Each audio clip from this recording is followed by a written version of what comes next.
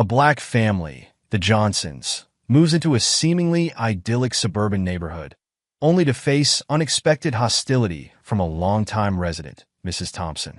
When the Johnsons throw a welcoming barbecue to connect with their new neighbors, tensions escalate and a 911 call is made, triggering a police response. But when the police arrive and discover who they're dealing with, the entire neighborhood is left stunned. What happened at the Johnsons' barbecue that made everyone realize they were not just dealing with a simple neighborhood dispute, but a significant moment of reckoning? Let's find out.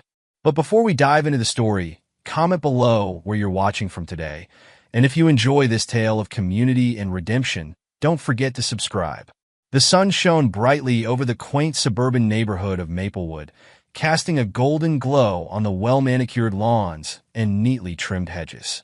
It was the kind of place where children rode their bikes along tree-lined streets and families gathered for block parties during the summer. The homes, mostly two-story with brick facades and white picket fences, reflected the peaceful and comfortable lives of the residents. The people of Maplewood were a mix of longtime inhabitants and new arrivals.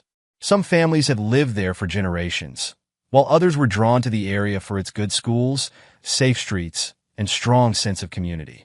It was a neighborhood where everyone knew each other, where neighbors waved from their porches and exchanged small talk while tending to their gardens.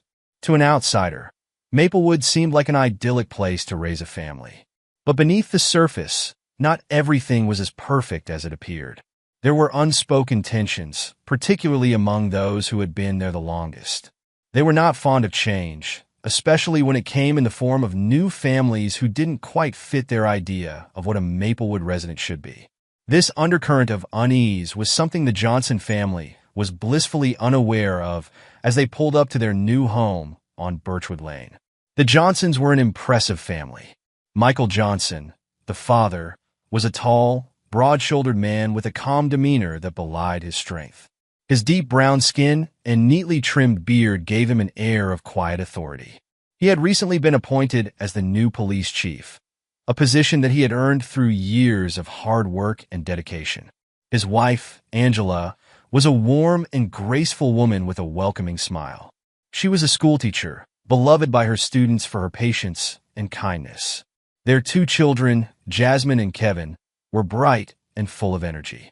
Jasmine, at 13, was starting to blossom into a confident young woman, while 8-year-old Kevin was a bundle of curiosity, always eager to explore the world around him.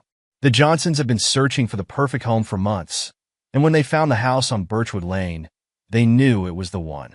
It was a charming 2-story home with a wide front porch, a spacious backyard, and enough room for their growing family. As they stepped out of the car, the excitement was palpable. "This is it," Angela exclaimed, her eyes sparkling as she took in the sight of their new home. "Our new beginning." Michael smiled, wrapping an arm around her shoulders. "It's perfect," he agreed. "I can already see us making so many memories here." Jasmine and Kevin were already racing towards the front door, eager to explore every corner of the house. As Michael and Angela followed them inside, they couldn't help but feel a sense of accomplishment. They had worked hard to reach this point, and now they were ready to settle into their new life in Maplewood. But as the Johnsons unpacked their belongings and started to make the house their own, they were unaware that not everyone in the neighborhood was as welcoming as they had hoped. Across the street, in a house that was just as neat and tidy as the others, an older woman stood at her window, watching the new arrivals with a critical eye. Mrs. Edith Thompson was a fixture in Maplewood. She had lived there for nearly 40 years and considered herself the unofficial gatekeeper of the neighborhood. At 72, she was still sharp and spry, with a head of silver hair always perfectly styled and a wardrobe of pressed blouses and slacks. On the surface, Mrs. Thompson was the picture of a proper lady, polite, well-mannered, and always ready with a smile for her neighbors. But beneath that veneer lay deep-seated prejudices that she kept carefully hidden behind a mask of civility. To Mrs. Thompson, Maplewood was a bastion of traditional values, a place where everyone knew their place and where things were done a certain way. She had watched with dismay as the neighborhood began to change over the years, with new families moving in who didn't share her vision of what Maplewood should be. And now, as she watched the Johnsons settle into their new home, she felt a familiar knot of resentment tightening in her chest. More of them, she muttered to herself, her lips thinning into a disapproving line. Just what this neighborhood needs. She continued to watch as Michael and Angela helped their children carry boxes into the house, her gaze cold and calculating. She knew who Michael was. Everyone in Maplewood had heard about the new police chief. But that did little to soften her feelings. In her mind, the Johnsons were interlopers, people who didn't belong in her neighborhood. The first time Mrs. Thompson met the Johnsons was a few days after they moved in. She had been walking her dog, a small, yappy terrier named Buttons, when she spotted Angela in the front yard, planting flowers. Deciding that it was her duty to introduce herself, Mrs. Thompson approached with a tight smile. "Good morning," she called out, her voice clipped and formal. Angela looked up, wiping her hands on her gardening gloves. "Good morning," she replied cheerfully. "You must be one of our new neighbors. I'm Angela Johnson." Mrs. Thompson nodded curtly. "Edith Thompson," she introduced herself. "I've lived in this neighborhood for many years." "It's lovely to meet you, Mrs. Thompson," Angela said, still smiling despite the cool reception. "We're so excited to be here. Everyone seems so friendly." Mrs. Thompson murmured noncommittally, her eyes scanning Angela from head to toe. "It's certainly different now." Angela's smile faltered slightly, but she kept her tone polite. "Change can be good, don't you think?" "Perhaps," Mrs. Thompson replied, her tone suggesting that she didn't think so at all. She glanced at the flowers Angela was planting. "Those are nice. I hope they'll grow well in this soil." "I hope so too," Angela said, her voice still warm, but with a hint of uncertainty. "I'm still getting used to the garden. Do you have any tips?" Mrs. Thompson shrugged, already losing interest in the conversation. "Just make sure you water them properly," she said vaguely. "Well, I must be going." "Good day, Mrs. Johnson." "Good day, Mrs. Thompson," Angela replied, watching as the older woman walked away, her back stiff with disapproval. As Mrs. Thompson continued her walk, she felt a sense of satisfaction. She had done her duty as a neighbor, but she had also made it clear that she wasn't about to roll out the welcome mat for the Johnsons. They would have to earn their place in Maplewood, and in her eyes, that was unlikely to happen. Over the next few days, the Johnsons tried to get to know their neighbors, but they found it more challenging than they had anticipated. While some were friendly and welcoming, others were distant, offering only polite nods and brief hellos. It was subtle, but there was an undeniable undercurrent of tension that Michael and Angela couldn't quite put their finger on. One afternoon, Michael decided to introduce himself to Mrs. Thompson. He had seen her several times, always walking her dog or tending to her rose bushes, and he thought it would be good to make a formal introduction. He walked across the street and knocked on her door, smiling when she answered. "Good afternoon, Mrs. Thompson," he said warmly. "I'm Michael Johnson, your new neighbor." Mrs. Thompson looked up at him, her expression unreadable. "Yes, I've seen you around," she replied. "I suppose you're settling in." "We are, thank you," Michael said, still smiling despite her lukewarm response. "It's a lovely neighborhood. We're looking forward to being a part of the community." Mrs. Thompson nodded slowly. "I hope you find it to your liking," she said, her tone making it clear that she wasn't particularly concerned if they did or didn't. Michael chuckled softly, trying to ease the tension. "I'm sure we will. It's a big change for us, but we're excited. If you ever need anything, don't hesitate to ask." "Thank you," Mrs. Thompson replied, though there was no warmth in her voice. "I'll keep that in mind." Michael could tell that the conversation was over, so he nodded politely. "Well, it was nice to meet you, Mrs. Thompson. I'll let you get back to your day." "Good day, Mr. Johnson," Mrs. Thompson said, closing the door without another word. As Michael walked back to his house, he couldn't shake the feeling that something was off. Mrs. Thompson had been polite, but there was an unmistakable edge to her demeanor. It was as if she was tolerating them rather than welcoming them, and it left him with a sense of unease. Angela noticed it too. "She wasn't very friendly, was she?" she remarked when Michael told her about the encounter. "No, not really," Michael admitted. "But maybe she's just set in her ways. I'm sure she'll warm up eventually." Angela nodded, but she wasn't entirely convinced. There was something about Mrs. Thompson that made her feel uncomfortable, and it wasn't just the woman's frosty demeanor. It was the way she looked at them, like they were intruders in her world. As the days went by, the Johnsons continued to settle into their new home, making small improvements and getting to know the area. The children started school, and Michael began his new role as police chief, diving into the responsibilities that came with the position. Despite the underlying tension, life in Maplewood was beginning to fall into a rhythm for the Johnson family. They attended community events, explored the local parks, and even hosted a small housewarming gathering for a few of their new neighbors. Yet, the subtle exclusion and passive-aggressive behavior from Mrs. Thompson persisted. It wasn't overt, but it was there, in the way she barely acknowledged them when they passed by, or how she conveniently forgot to invite them to certain neighborhood gatherings. There were also the little comments she made whenever she did interact with them, remarks that were seemingly innocent, but carried an unmistakable undercurrent of prejudice. "Your children are so well-behaved," she remarked once, her tone dripping with surprise. "You must be very strict with them." Angela smiled tightly, knowing full well what Mrs. Thompson was implying. "We believe in raising them with respect and love," she replied, keeping her voice steady. "Just like any other parent." Mrs. Thompson nodded, her eyes narrowing slightly. "Of course," she said before changing the subject without missing a beat. It was clear that she didn't consider the Johnsons to be like any other parent. There were other neighbors who, while not as openly cold as Mrs. Thompson, seemed to share her unease. When the Johnsons tried to strike up conversations or extend invitations, they were often met with polite but distant responses. The Johnsons were included, but only in a way that was just enough to avoid outright rudeness. One Saturday morning, as the family prepared to enjoy a day at home, Michael noticed Mrs. Thompson walking her dog past their house again. She paused for a moment, as if considering whether to acknowledge him or not. Michael, determined to be friendly, waved at her. "Morning, Mrs. Thompson," he called out.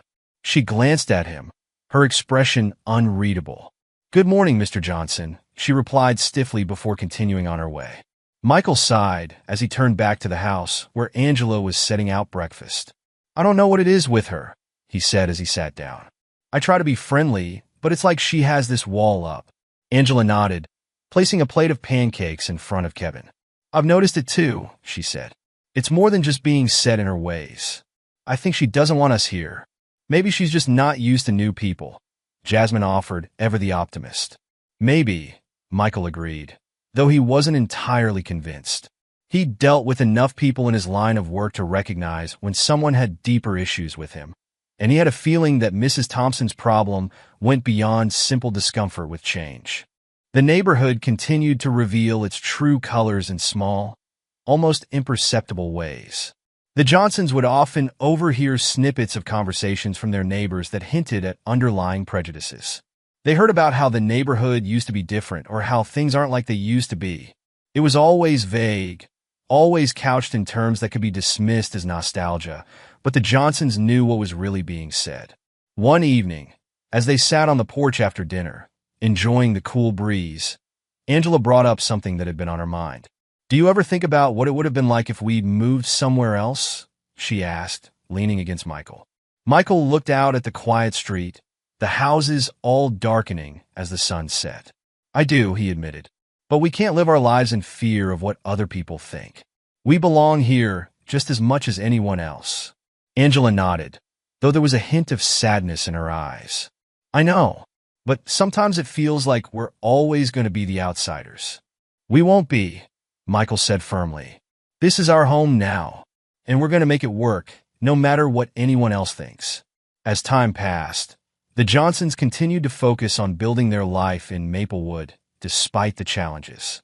They knew they were being watched, judged even, but they refused to let it deter them from being themselves. Michael threw himself into his work, making strides in his new role as police chief, determined to be a positive force in the community. Angela found solace in her teaching, where she could make a difference in the lives of her students, many of whom came from diverse backgrounds. The children were settling into their new school, making friends and adjusting to the rhythms of their new environment. Jasmine, with her outgoing personality, quickly found a group of friends, while Kevin, though quieter, began to enjoy his time at school as well. They were beginning to feel at home, despite the subtle tensions that lingered. However, Mrs. Thompson's presence was a constant reminder that not everyone was pleased with their arrival. She continued her routine of walking her dog past their house, always with the same expression of disapproval, always with the same cold greetings. It was clear that she had no intention of welcoming them into the fold. One afternoon, as Angela was out in the front yard tending to her flower beds, Mrs. Thompson stopped by again. This time, she didn't just pass by. She paused, looking down at the flowers with a critical eye. "Those petunias," Mrs. Thompson began, her tone as sharp as ever. "They don't do well in the shade, you know." Angela looked up from her work, wiping her hands on her gardening apron. "Thank you for the advice, Mrs. Thompson. I'll keep an eye on them." Mrs. Thompson didn't acknowledge the thanks. Instead, she seemed to be scrutinizing Angela, as if searching for something to criticize. There was a long pause, and for a moment, it seemed like Mrs. Thompson was going to say something more. But then she just nodded again, a short, abrupt motion. "Good day, Mrs. Johnson," she said before turning on her heel and walking away, Buttons trotting along beside her. Angela watched her go, the tension in her shoulders slowly easing as Mrs. Thompson disappeared down the street. It was the same every time. These interactions that were polite on the surface but always left her feeling unsettled. She couldn't help but wonder what Mrs. Thompson was really thinking, what she said behind closed doors. Later that evening, Angela shared the encounter with Michael as they sat on the back porch, the kids playing in the yard. "She just can't seem to let it go," Angela said, her frustration evident. "It's like she's waiting for us to slip up, to give her a reason to say, 'I told you so.'" Michael nodded, his expression thoughtful. "She's stuck in her ways," he said. "But that doesn't mean we have to let her get to us. We'll keep doing what we're doing, living our lives. She'll either come around or she won't. But we're not going anywhere." Angela smiled at him, grateful for his steady presence. "You're right," she said, leaning against him. "We'll make this work, no matter what." As the days turned into weeks, the Johnsons continued to navigate their new life in Maplewood. They knew they were being watched, judged, and perhaps even resented by some of their neighbors. But they also knew that they had just as much right to be there as anyone else. They weren't about to let the attitudes of a few people dictate their happiness. The Johnson family had always believed in the power of community, and with Michael's new role as the police chief, they saw an opportunity to bring their neighbors together. The idea of hosting a neighborhood barbecue had been brewing in Angela's mind for weeks, and one evening, as the family sat down for dinner, she decided to bring it up. "What do you all think about having a barbecue next weekend?" Angela asked, her eyes shining with enthusiasm. "We could invite the neighbors, get to know them better, and celebrate your new job, Michael." Jasmine immediately perked up at the idea. "That sounds awesome, Mom. We could have games, music, and tons of food." Kevin, though usually quieter, nodded in agreement. "I think it's a great idea. It could help us fit in more, you know." Michael smiled at his family, feeling a surge of pride. "I think it's a wonderful idea, too.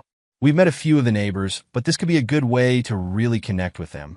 Plus, who doesn't love a good barbecue?" The decision was made, and over the next few days, the Johnsons threw themselves into planning the event. Angela started crafting a menu that would cater to everyone's tastes, including a mix of traditional barbecue dishes and a few vegetarian options. Michael focused on setting up the backyard, making sure the grill was in perfect working order and the seating arrangements were comfortable. "We should make sure to personally invite everyone," Michael suggested one evening as they worked on the guest list. "It'll show that we really want them to be there." Angela agreed. "Absolutely. I'll start with the neighbors we've already met, and then we can work our way around the block."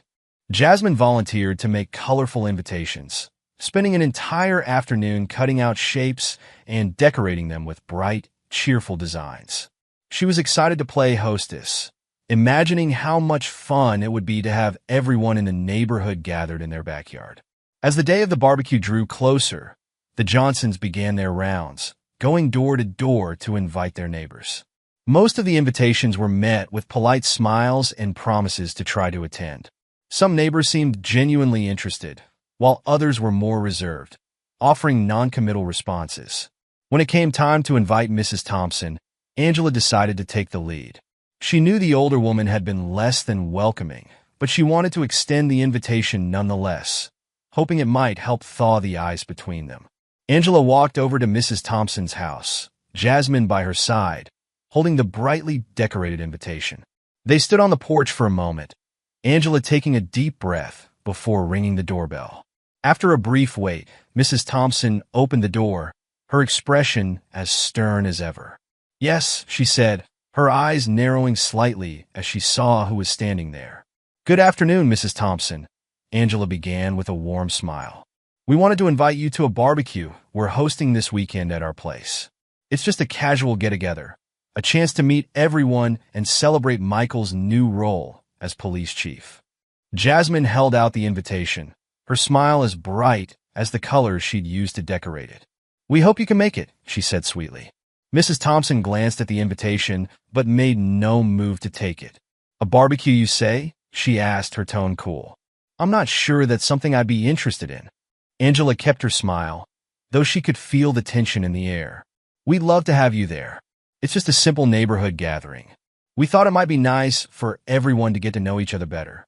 Mrs. Thompson's eyes flicked between Angela and Jasmine, and after a long pause, she finally took the invitation, though she didn't look at it.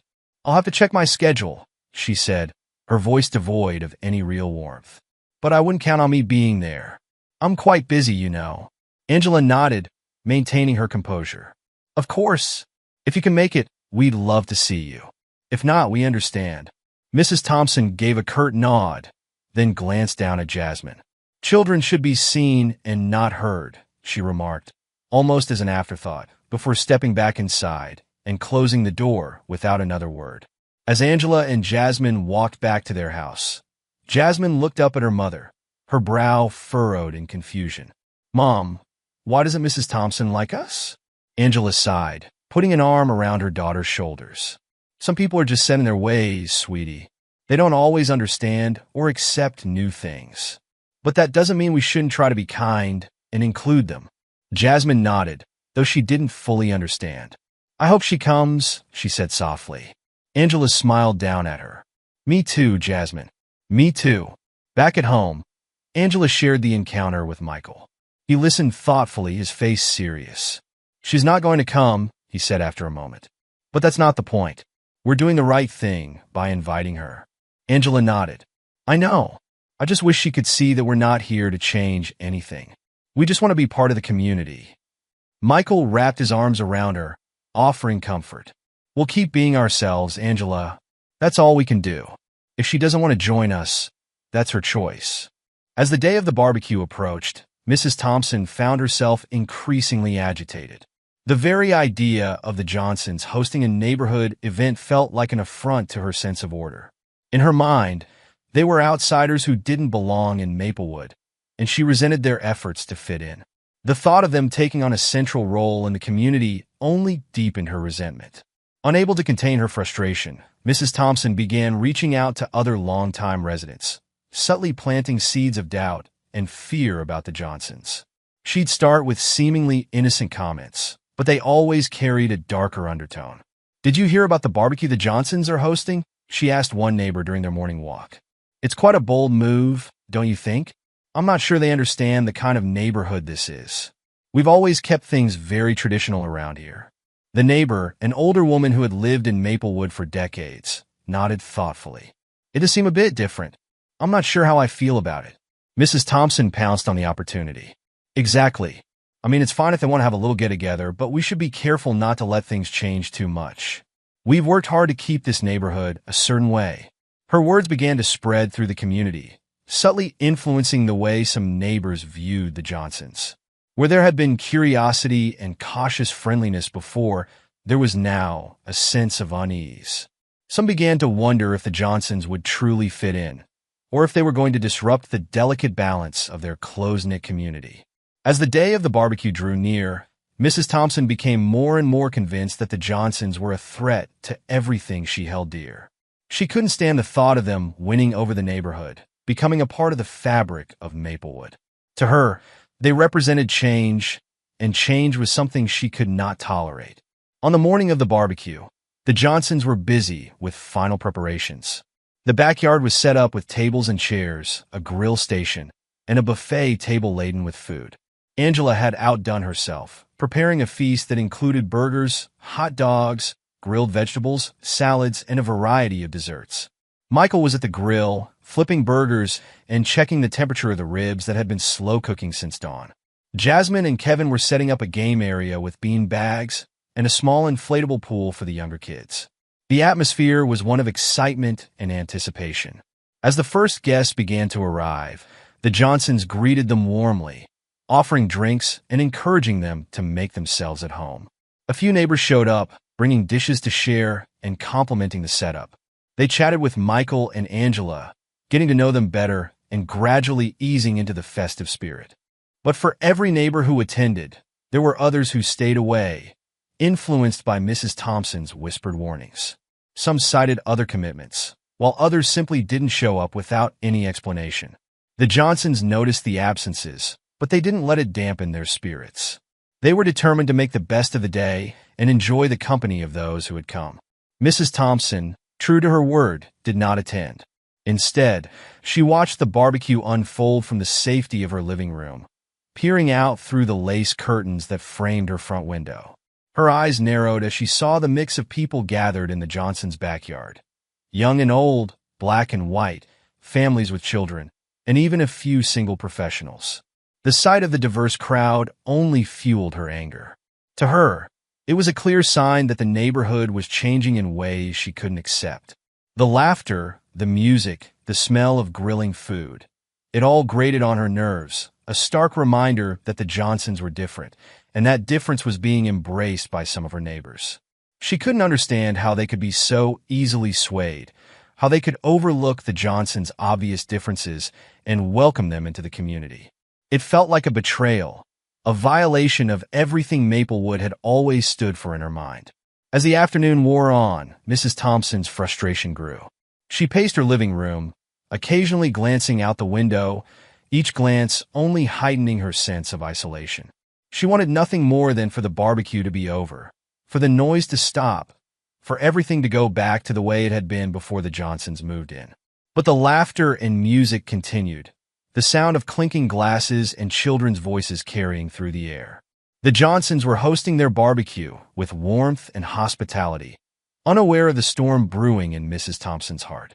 As the sun began to set and the barbecue started to wind down, Michael and Angela stood together, watching their guests enjoy the evening. Despite the smaller turnout, they felt a sense of accomplishment. They had set out to bring their neighbors together, and while not everyone had come, those who did seemed to be having a good time. "We did it," Angela said, leaning her head on Michael's shoulder. "Yeah, we did," Michael replied, wrapping an arm around her. "And I think we made some new friends today." Jasmine and Kevin joined them, both looking tired but happy. "Can we do this again next year?" Jasmine asked. Michael chuckled. "We'll see. Let's see how your mom feels after cleaning up." Angela laughed softly. "We'll definitely think about it, Jasmine. But for now, let's just enjoy the moment." As they stood together, a family united by love and resilience, they had no idea what lay ahead. Mrs. Thompson's growing resentment was a storm waiting to break, and the Johnsons would soon find themselves at the center of a conflict they hadn't anticipated. But for now, in the warmth of the setting sun and the fading laughter of their guests, the Johnsons were content. They had taken a step toward becoming part of the community, and they were hopeful that in time, others would follow.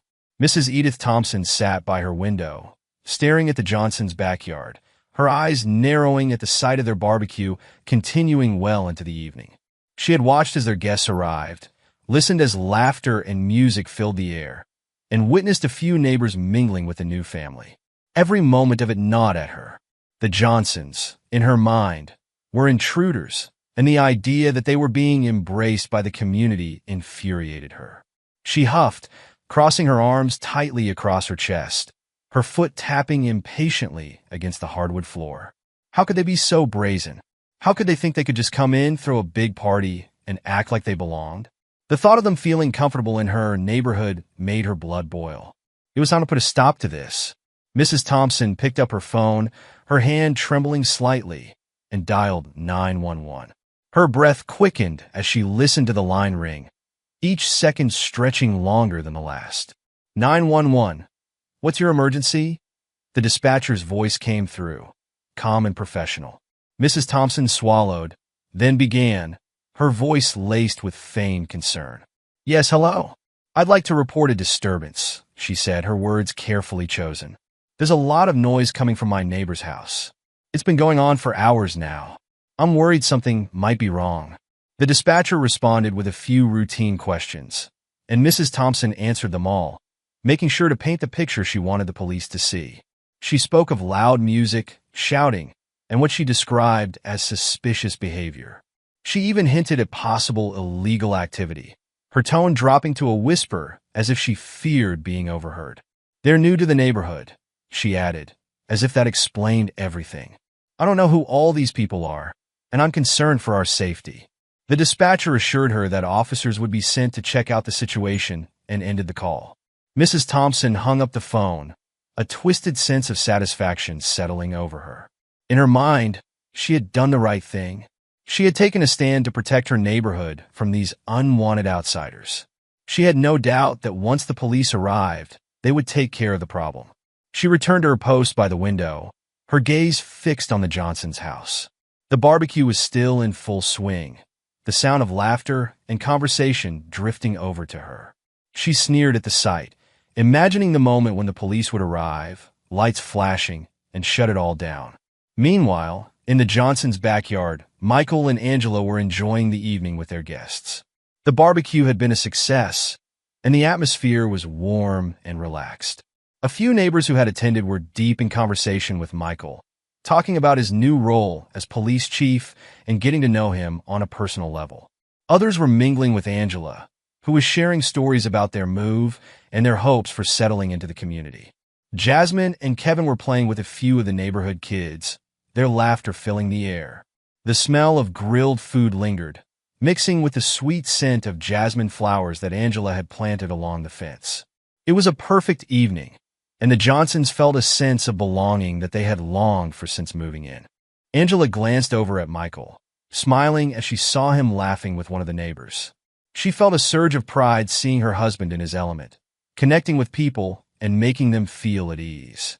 This was what they had hoped for, a chance to build a life here, to be part of something meaningful. But that sense of peace was about to be shattered. In the police station, the dispatcher relayed the details of Mrs. Thompson's call to a pair of officers on duty. The complaint seemed routine, just another noise disturbance that needed checking out. The officers, unaware of who the call was about, grabbed their gear and headed out, their minds on autopilot. They had dealt with noise complaints before, and most of the time, they ended with a simple warning or a request to keep the volume down. As they drove through the quiet streets of the neighborhood, the officers chatted idly, not expecting much from the call. One of them glanced at the address on the screen, recognizing the area as one of the newer developments in town. Didn't the new police chief move somewhere around here? One of them mused, glancing at his partner. The other officer shrugged. Yeah, I think so. I'm not sure, though. They continued on, the flashing lights of their car reflecting off the windows of the houses they passed. As they approached the Johnsons' address, they could hear the faint sound of music and voices, growing louder as they neared the house. Mrs. Thompson's heart raced as she saw the police car approaching. She stood at her window, her eyes wide with anticipation. This was it.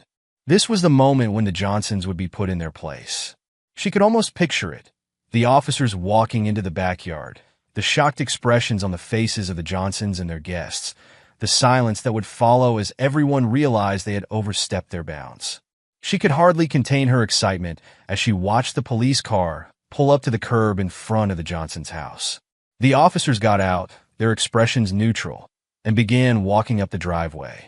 Mrs. Thompson leaned in closer to the window, her breath catching in her throat. This was the moment she had been waiting for. She expected nothing less than a confrontation, one that would send a clear message that the Johnsons didn't belong in her neighborhood. In the Johnsons' backyard, the sound of approaching footsteps caught Michael's attention. He turned to see the two officers walking toward them, their faces serious. The mood of the barbecue shifted instantly, the laughter and chatter dying down as everyone noticed the police presence. Angela looked at Michael, a question in her eyes. "What's going on?" she whispered. Michael's brow furrowed as he stepped forward to meet the officers. His years of experience told him that something was off. He had been in situations like this before, but it felt different now that it was happening at his home, in front of his family and friends. "Good evening, officers," Michael greeted them, his voice calm but authoritative. "Can I help you?" The officers hesitated for a moment, their eyes widening slightly as they recognized Michael. One of them cleared his throat, clearly surprised. "Chief Johnson? We didn't realize this was your residence." Michael's jaw tightened slightly. What seems to be the problem? The officer glanced down at his notes, feeling the weight of the situation. "We received a call about a noise disturbance and some suspicious activity in the area," he explained, his tone more respectful now. Michael's expression remained neutral, but inside, he felt a mix of anger and disappointment. He knew exactly what this was. Someone had called the police on them simply because they didn't want the Johnsons in their neighborhood. "I see," Michael said, his voice steady. "Well, as you can see, we're just having a barbecue with a few of our neighbors. There's nothing suspicious going on here." The officers exchanged glances, clearly uncomfortable. They could see that the situation was nothing like what had been described in the call. It was just a family gathering, nothing more. "We'll take a quick look around, just to be thorough," one of the officers said, his tone apologetic. "Of course," Michael replied, stepping aside to let them pass. "Feel free." As the officers made a cursory inspection of the backyard, checking that everything was in order, the tension in the air was palpable.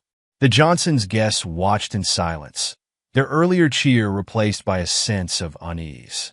Angela stood by Michael, her hand gripping his arm. "I can't believe this is happening," she whispered, her voice trembling slightly. Michael gave her a reassuring squeeze. "It's going to be fine. They're just doing their job." But even as he said the words, Michael couldn't shake the feeling of being targeted. He had dealt with situations like this before, but never in his own home. It was a bitter reminder that despite his position, despite everything he had achieved, there were still people who saw him and his family as outsiders. Mrs. Thompson continued to watch from her window, her excitement slowly turning to confusion as she saw the officers talking calmly with Michael. She expected confrontation, maybe even an arrest, but instead it seemed like nothing was happening. The officers were looking around, but there was no urgency, no raised voices, no accusations being made. "What's going on?" she thought, her heart sinking. "Why aren't they doing anything?" Her frustration grew as she saw the officers finishing their inspection and returning to speak with Michael. She couldn't hear what they were saying, but from the looks on their faces, it was clear that they weren't taking any action. They weren't doing what she had hoped they would. Back in the Johnsons' backyard, the officers wrapped up their brief inspection and returned to Michael. One of them spoke, his voice apologetic. "Everything looks fine here, Chief. We're sorry for the inconvenience.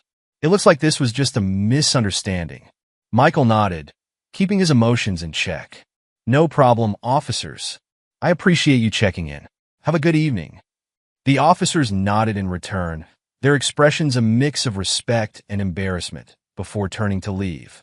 As they walked back to their car, the tension in the backyard began to lift, but the remnants of the encounter lingered in the air like a stubborn cloud.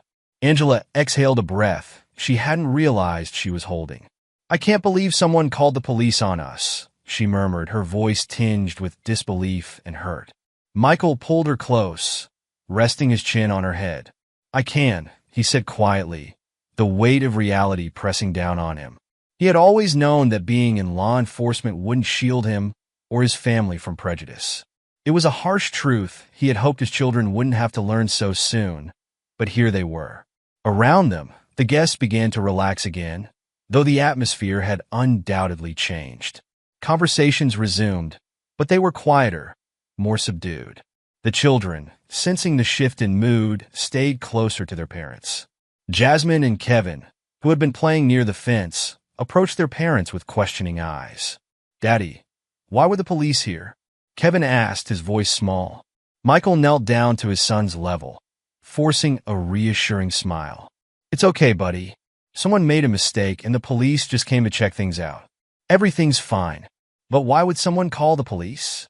Jasmine pressed, her young mind grappling with the injustice of it all. Michael sighed. wishing he could shield them from the complexities of the world a little longer. Sometimes people get scared of things they don't understand, and when they're scared, they make bad decisions. But the important thing is that we're all safe and nothing bad happened. Jasmine seemed to accept this explanation, though she wasn't entirely satisfied. Kevin, on the other hand, still looked confused, but he nodded, trusting his father's words.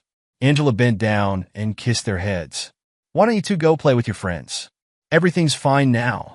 The kids hesitated for a moment, then ran off to rejoin the other children, though they kept glancing back at their parents, still trying to make sense of the situation.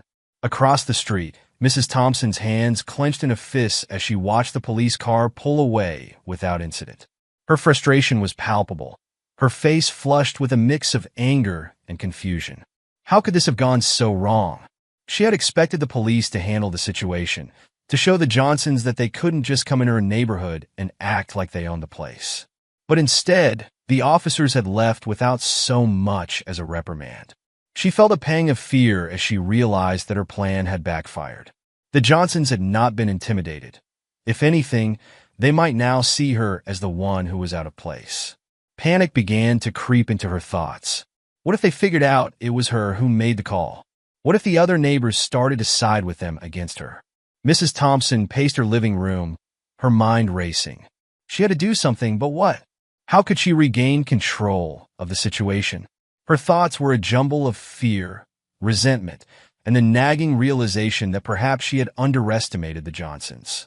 But even as these doubts crept in, her resolve hardened. She would not let them win. This was her neighborhood, and she would do whatever it took to keep it that way. Back at the Johnsons' barbecue, the mood had lightened somewhat as the guests tried to move past the interruption. Michael and Angela made the rounds, checking in with everyone and thanking them for coming. They wanted to make sure that the incident didn't overshadow the entire evening. One of the neighbors, Mrs. Wilson, a kind elderly woman who had been one of the few to attend the barbecue, approached Angela with a sympathetic look. "I'm so sorry about what happened, dear," she said softly. "It's such a shame that someone would do that to you." Angela smiled, though it didn't quite reach her eyes. "Thank you, Mrs. Wilson. It's unfortunate, but we're not going to let it ruin our night." Mrs. Wilson nodded, her expression sad, but understanding. "You and your family are always welcome here, Angela. Don't let a few bad apples make you feel otherwise." "Thank you. That means a lot," Angela replied, squeezing the older woman's hand. As the evening wore on, the barbecue gradually wound down. The guests, though shaken by the earlier incident, expressed their support for the Johnsons before leaving.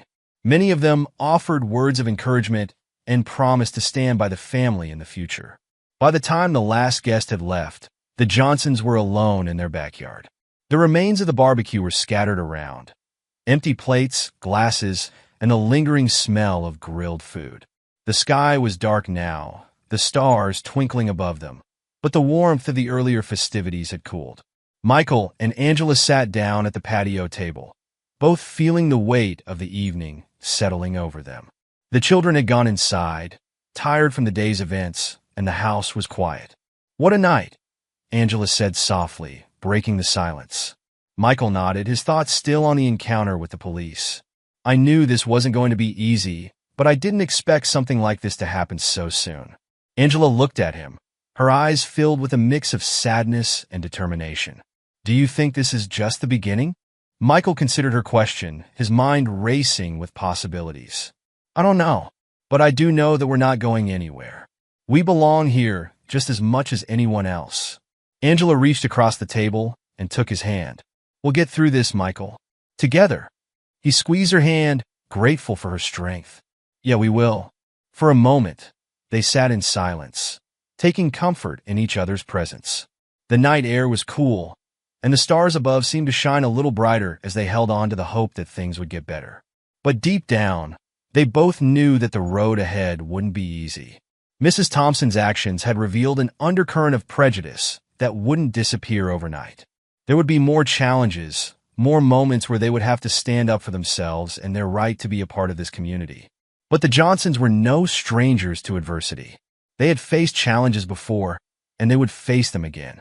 What mattered most was that they had each other, and as long as they stood together, They knew they could overcome anything.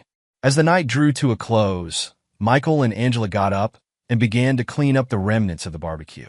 They worked in silence, their minds occupied with thoughts of the future and what it might hold for their family. But as they picked up the pieces, they also picked up the strength to keep going, to keep fighting for the life they wanted to build here. And in that quiet moment, under the starlit sky, the Johnsons made a silent vow to themselves and to each other. No matter what happened, they would not be driven out. They would stay, they would thrive, and they would show everyone that they belonged. The following week, Michael Johnson decided to take a proactive step to address the tensions within the neighborhood. He knew that while the incident with Mrs. Thompson had been a stark reminder of the underlying prejudices in the community, it also presented an opportunity for growth and understanding.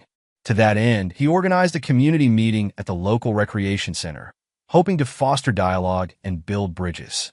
Angela spent the days leading up to the meeting preparing flyers and personally inviting neighbors. She wanted everyone to feel included and heard, hoping that the gathering would be a chance for the community to come together and address the issues openly. On the day of the meeting, the recreation center's auditorium was set up with rows of chairs facing a podium at the front. Michael and Angela arrived early, arranging refreshments and ensuring everything was in place. As people began to trickle in, Michael greeted each neighbor with a warm smile, trying to create an atmosphere of openness. The room slowly filled with a diverse crowd of residents. Some were familiar faces, like Mrs. Wilson, who had supported the Johnsons from the start, while others were neighbors who had been distant or hesitant since the incident. Michael noticed Mrs. Thompson sitting in the back, her demeanor guarded and anxious. He could tell she was feeling the weight of her actions and was unsure of how to address the situation. When the meeting finally began, Michael stepped up to the podium, his posture confident yet approachable. He took a deep breath, scanning the room and making eye contact with as many people as he could. The chatter quieted, and he began to speak. Good evening, everyone. Thank you for coming tonight. My name is Michael Johnson, and I am your new police chief. I know that the past week has been difficult for many of us, and I want to take this opportunity to address some of the issues that have come to light. Michael paused, allowing his words to sink in. As many of you are aware, there was an incident at my family's barbecue last week. A complaint was made, and the police responded to it. I want to be clear that we are committed to maintaining the safety and well-being of everyone in this community. However, it's important that we also address the underlying issues that led to that complaint. He continued, our neighborhood has always prided itself on being a welcoming and inclusive place. Yet, incidents like this remind us that we still have work to do. We need to ensure that everyone, regardless of their background, feels that they belong here. Michael's speech was met with nods of agreement from many in the audience. He spoke about the importance of respect and understanding, and how prejudices, whether overt or subtle, could harm the fabric of their community. After Michael's speech, he opened the floor for questions and comments. The room was filled with a mix of apprehension and anticipation. Some neighbors were eager to express their support, while others were hesitant but hopeful that the meeting could lead to positive change. Mrs. Wilson was one of the first to speak. I want to thank you, Chief Johnson, for organizing this meeting. It's important that we talk about these issues openly. I've been a resident here for over 30 years, and I've always believed that our community should be inclusive and welcoming to all. Her words were met with murmurs of agreement from the audience. Michael smiled gratefully at her. Thank you, Mrs. Wilson. Your support means a lot to us. Another neighbor, Mr. Ramirez, stood up. I think it's important to acknowledge that this issue isn't just about one person or one incident. It's about how we, as a community, respond to these situations. We need to stand together and support each other. Michael nodded in agreement. Absolutely. This is about building a stronger, more united community. We need to ensure that everyone feels heard and valued. As the discussion continued, several residents shared their own experiences and concerns. There were stories of discrimination, misunderstandings, and moments of prejudice that had been overlooked or ignored. The dialogue was emotional and, at times, uncomfortable, but it was also a necessary step towards healing. Mrs. Thompson, who had been sitting quietly, finally spoke. Her voice was shaky but determined. "I want to apologize for my actions last week. I made a mistake, and I understand that now. I didn't consider the impact it would have on the Johnsons or the community." Michael looked at her with a mixture of empathy and firmness. "Thank you for your honesty, Mrs. Thompson. Apologies are an important part of moving forward, but actions speak louder than words. It's crucial that we all work together to make this neighborhood a better place for everyone." Mrs. Thompson nodded, her expression somber. "I understand, and I am willing to do whatever it takes to make amends." In the weeks that followed, the community began to show signs of change.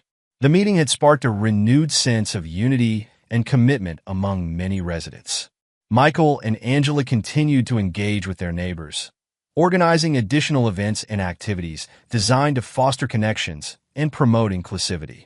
One of the initiatives that gained traction was a neighborhood block party organized by Michael and Angela to celebrate the diversity of their community. The event featured food from different cultures, music, and activities for children. It was a chance for everyone to come together and enjoy each other's company in a relaxed and friendly environment. The block party was a resounding success. Neighbors who had been hesitant or distant began to mingle and interact, breaking down barriers and building new relationships. Michael and Angela took the opportunity to chat with as many people as possible, sharing their experiences and listening to the concerns of others. Mrs. Thompson, who had initially been wary of attending, showed up at the event. She was greeted with cautious but polite interactions from other residents. Michael and Angela approached her, extending a warm welcome. "I'm glad you could make it, Mrs. Thompson," Angela said, offering her a plate of food. "I hope you're enjoying the event." Mrs. Thompson accepted the food, her expression softening. "Thank you, Angela. I really appreciate the invitation. I'm trying to understand and be a better part of this community." Michael smiled at her. "It's a step in the right direction. We're all here to support each other and build a stronger neighborhood." As the months went by, the Johnsons continued to be active participants in their community. They worked on various initiatives to promote inclusivity and understanding, such as organizing educational workshops and hosting open forums for residents to discuss important issues. The neighborhood, once fractured by prejudice and misunderstanding, began to heal. New friendships were formed, and old grievances were addressed. The Johnsons became known not just as the new family in town, but as advocates for positive change and community cohesion. Mrs. Thompson, who had initially been resistant, made genuine efforts to integrate and contribute positively to the community. Her transformation was gradual, but she started participating in neighborhood activities and showing support for the diverse groups in the area. Michael and Angela's children, Jasmine and Kevin, thrived in their new environment. They made friends from various backgrounds and enjoyed the inclusive spirit of their neighborhood. Their experiences reflected the positive impact of the changes that had taken place. The Johnson story became a testament to the power of resilience and the importance of standing up for what is right. Despite the challenges they faced, they managed to turn a difficult situation into an opportunity for growth and understanding. The Johnsons knew that their journey had been just one part of a larger process, but they were proud of the progress they had made. They had faced adversity with grace and determination, and their story served as a reminder that change is possible when people come together with a shared commitment to fairness and respect. In the end, the neighborhood became a place where differences were celebrated, and every resident had a voice. The Johnsons' experience had shown that even in the face of prejudice and misunderstanding, a community united by empathy and understanding could overcome any obstacle and build a brighter future for all. Months after the neighborhood had come together to address the tensions and misunderstandings, the Johnsons began to notice a shift in the community's spirit. The initial awkwardness had faded, replaced by a genuine desire to foster lasting connections. Michael and Angela, inspired by the positive changes they had witnessed, decided to embark on a new project that would further solidify the sense of unity within their neighborhood, a community garden. The idea was simple: create a shared space where residents could come together to grow vegetables, flowers, and herbs. It was intended not only as a practical project, but also as a symbolic gesture of growth and cooperation. Michael and Angela pitched the idea to the neighborhood association and were met with enthusiasm from many residents. The community garden project kicked off with a planning meeting held at the local park. Michael and Angela presented their vision, highlighting the benefits of such a space, promoting healthy eating, encouraging outdoor activity, and providing a venue for neighbors to interact in a positive setting. Mrs. Thompson, who had been making a concerted effort to be more involved in the community, spoke up during the meeting. "I think this is a wonderful idea. It's a way for us to come together and work on something that benefits everyone. I'd love to help with the planning and maintenance." Her willingness to contribute was met with nods of approval from other residents. Michael and Angela were pleased to see Mrs. Thompson embracing the spirit of collaboration, and her involvement marked a significant step in her journey toward reconciliation. The community rallied around the garden initiative. Volunteers of all ages came together to clear the land, prepare the soil, and build raised beds for planting. The garden was designed to include various sections: a vegetable patch, a flower garden, and an herb section. There was also a designated area for children to grow their own mini gardens, allowing them to learn about plants and nature. Michael and Angela took on the role of project coordinators, organizing workdays and coordinating with local businesses for donations of seeds, tools, and other gardening supplies. The neighborhood's businesses were eager to support the initiative, contributing both in-kind donations and financial support. As the garden began to take shape, it quickly became a hub of activity. Neighbors gathered to work side by side, sharing tips and stories as they planted and tended to the garden. The process was therapeutic for many, offering a respite from the everyday stresses and an opportunity to forge new friendships. Mrs. Thompson, who had initially been cautious, found herself genuinely enjoying the work. She was often seen working alongside her new friends, chatting and laughing as they planted flowers or harvested vegetables. The garden became a space where old grudges were left behind and new bonds were forged. As summer turned to fall, the garden began to yield its first crops.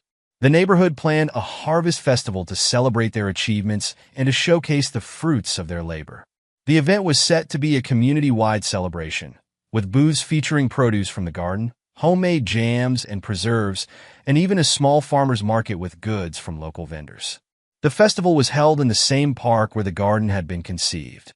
Colorful banners and decorations adorned the space, and a stage was set up for live music and entertainment. Children's activities, including face painting and a petting zoo, added to the festive atmosphere. On the day of the Harvest Festival, the park was bustling with activity. Families strolled through the booths, sampling fresh vegetables and enjoying homemade treats. The live music provided a cheerful backdrop, and the sense of community was palpable.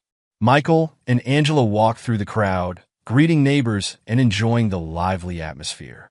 They were approached by Mrs. Thompson, who had taken on a prominent role in organizing the festival. "I just wanted to thank you both for spearheading this project," Mrs. Thompson said, her voice filled with genuine gratitude. "It's been a wonderful experience, and I think it's really brought us all together." Michael smiled warmly. "I'm glad to hear that, Mrs. Thompson. It's been a rewarding experience for all of us." Angela added, "We couldn't have done it without everyone's support. It's been amazing to see how this garden has brought people together." As the years passed, the community garden continued to thrive. It became a cherished part of the neighborhood, a testament to the power of collaboration and the importance of working together to build a stronger community. The garden served as a gathering place for various events throughout the year, including seasonal festivals, educational workshops, and volunteer days. It became a space where residents could come together, share their knowledge, and build lasting relationships. Michael and Angela remained actively involved, often leading gardening workshops and organizing community events. They continued to advocate for inclusivity and understanding, using their experiences to educate and inspire others. Mrs. Thompson, who had once been a symbol of resistance, became an advocate for community engagement. She volunteered regularly at the garden and took on leadership roles in organizing events. Her transformation was a testament to the power of change and the impact of collective effort.